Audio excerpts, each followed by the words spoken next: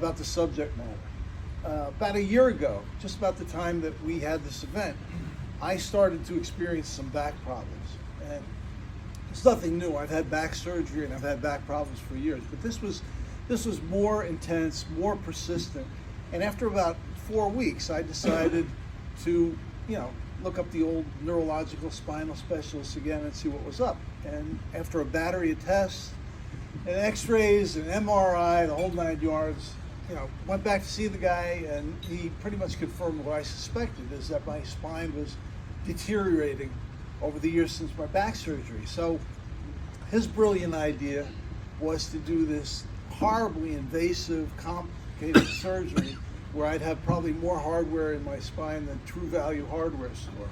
And I said, thanks, but no thanks. I'm not ready for that right now. So I needed to go out and find some more holistic approach to solve the problem.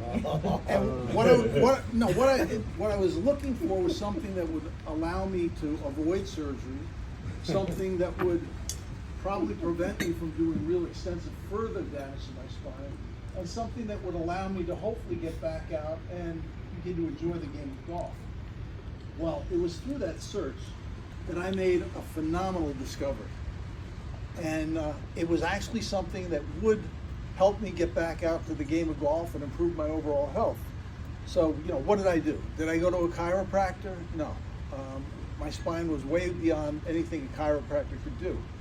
Did I look for some new golf-specific exercise program? No, because I've been doing physical therapy for years and I know all about back exercise. Did I find some new miracle wonder drug? No. I mean, I'm open to experimentation in that regard, but that was not the answer either. So what did I actually do? It was something so simple, so obvious, that I think everybody in this room could do the same thing. And as a matter of fact, I'd be willing to bet there are several people in this room that have already taken this approach. So I won't keep you in suspense any longer. What I did was, after years of denial, I finally accepted the undeniable fact that I am now truly and officially a senior citizen. And as such, I'm not only entitled to play senior golf, but I'm expected to play senior golf. So I've taken a whole new outlook on the game of golf. The frustration and anxiety that I had about not being able to hit a golf ball like I could 20 years ago is gone. And now I simply go out and, in a much more hopefully relaxed and cerebral manner, try and just think my way around the golf course. So with that said, this is a story that kind of relates to that whole subject matter, and I think it's something that we can all relate to. So this is a trip we're all going to take sooner or later. So I invite you now to just sit back and enjoy the ride. Our bodies change as we get older. Our physical abilities are just not the same. So we have to make some mental adjustments if we want to keep playing this game. The first step is self-awareness. What shape is your body in today? Well, it's easy to see, so here's the key. Try this before the next time you play. Stand up in front of a mirror, take your shirt off and flex. Suck in that gut, throw out that chest. Now face it, you have man boobs where you used to have pecs. The next step involves your equipment. This too needs to change as we age. Are you using the same clubs you used years ago? If it's true, it's time for you to turn the page. Stiff shafts are too much for old guys. You need to dial that flex down a notch. The only stiff shaft you want in your life now is the one that hangs out in your crotch. Okay, you've arrived at the course. You're warmed up and stretched. You're standing on the first tee. This hole sets the tone for the rest of the round, and you're feeling confident, as your buddies can see. Take a few deep breaths to lower your heart rate. Exhale slowly and stay calm. This shot's more about distance, or more about accuracy, than distance. If I can get these papers, I'll keep reading. So there's no need to try for a bomb. Last, look down your line at your target. You want a nice compact 3/4 swing. The sound of the ball popping off that club's sweet spot is enough to make you feel like a king. Take the club back slow, release at the top. Let the club head do all the work. If you swing too fast, you're going to hook it or slice it, and your friends will think you look like a jerk. Again.